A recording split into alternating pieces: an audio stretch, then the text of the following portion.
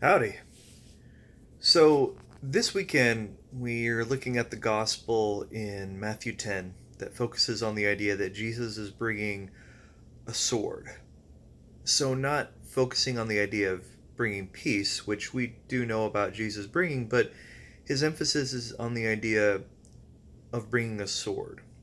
And it's going to be the idea that those that we're closest to are actually the ones that we end up having a sword between us.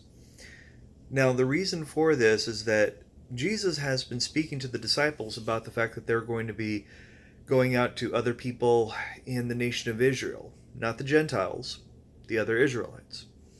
So, with that, as he's trying to get across to them that they should look for those that will accept them, not those who will reject them, he's trying to get across that there will be many who should be looking for the Messiah that is Jesus, but they're going to be rejecting him. They're going to be rejecting them for following him.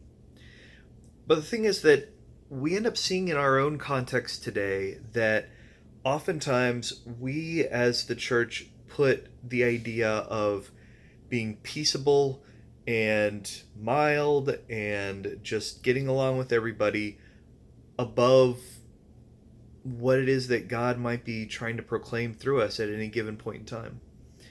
The thing is that oftentimes we're called to speak truth, hopefully in love, but specifically trying to get across the idea that truth itself, whenever God is trying to say something, oftentimes we're spending so much time trying to make the other people that are a part of our community, our tribe, happy, that we're not always willing to say what needs to be said.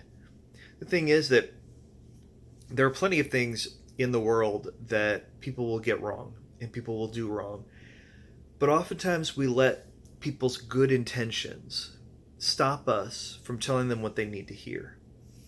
We're afraid of hurting certain people's feelings, but also we're afraid of being alone.